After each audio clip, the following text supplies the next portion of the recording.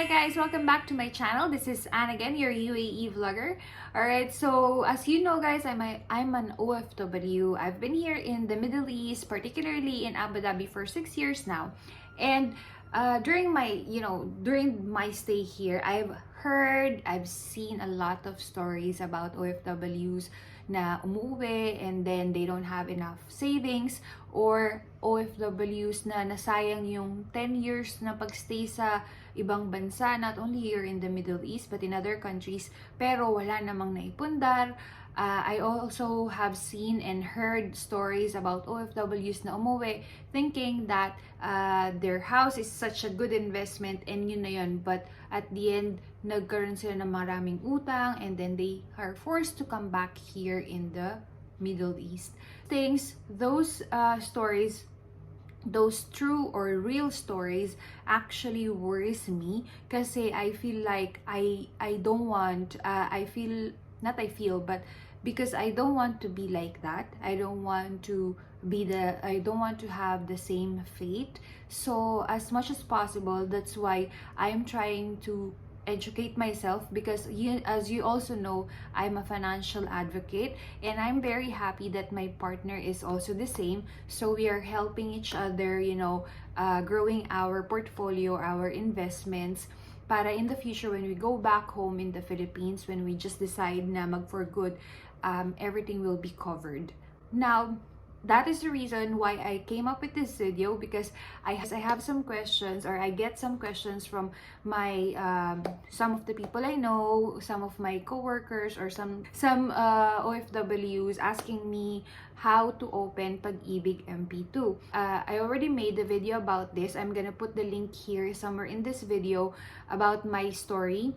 And for today, ang gagawin lang natin is I'm going to tell you how you can actually create your Pag-IBIG MP2 online. Right? You don't need to go there in the what do you call this, in the Philippine Embassy or in the Pag-IBIG satellite offices, provided guys that you already have your MID, your M1 ID. So yun lang ang gagawin natin. I'm going to share to you guys in the screen the process that we did, my husband and I did, when we decided to create our account. Pero guys, meron na kaming account. Okay? I'm just going to share it with you kasi nag-create siya yung mister ko nag-create siya ng panibagong account, which is the second MP2 niya, na pwede naman. I think until there's no limit in if you when you want to create an account. There's no limit. Okay? Before we start this little tutorial, I just wanted to tell you that we're not only putting all our savings in Pag-IBIG MP2. Sabi nga, there's this famous saying that you don't put all your eggs in one basket. So for me and my partner, we are actually putting some of our savings in other investments, like we have CIMB. You can check it out. I think I've also put a video about it.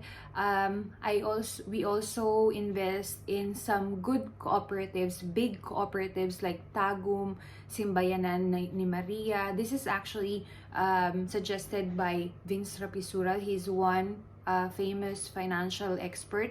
You can check out his YouTube video. We are also investing in other means or other platforms. So we are also investing in stock market.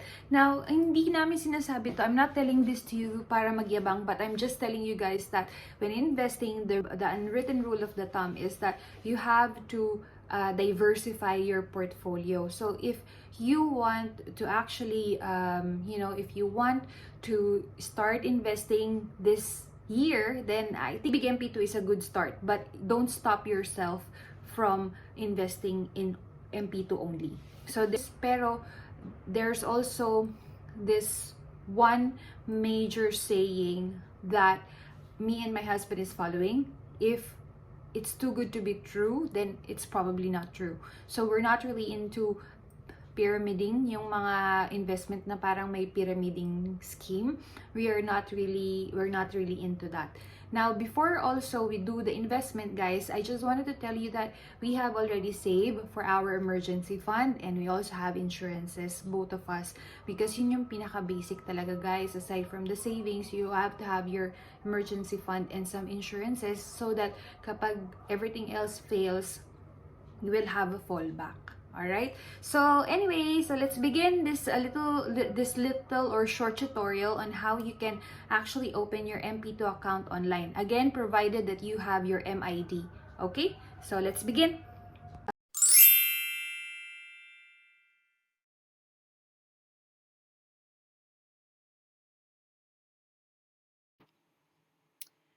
So the first thing, guys, that you have to do is just type Pag-IBIG website, yung pag-ibig.gov.ph.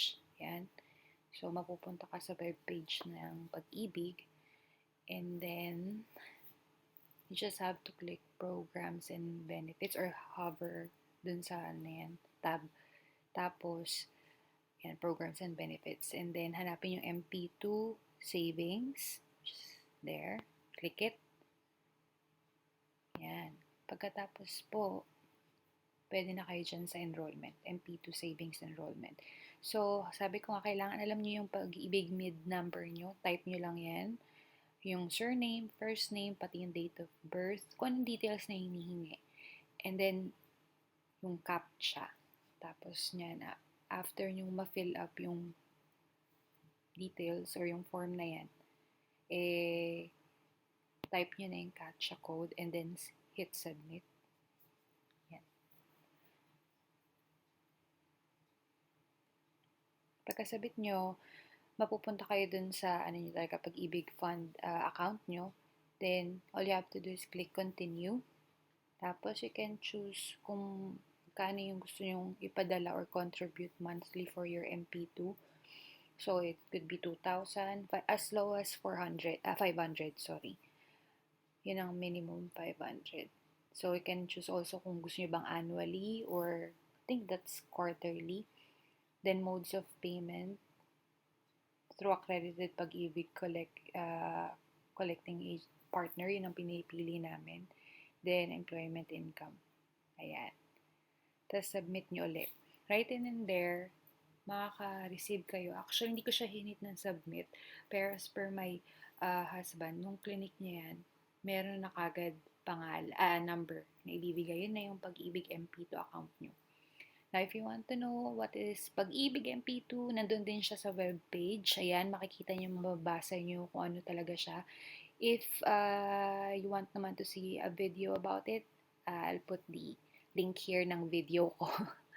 Ayan. So, makikita nyo yung explanation and magkano yung dividend rates nila. Ayan. So, yun. Basically, that's easy. Easy peasy. Napakadaling mag-open ng account online ng Pag-IBIG MP2.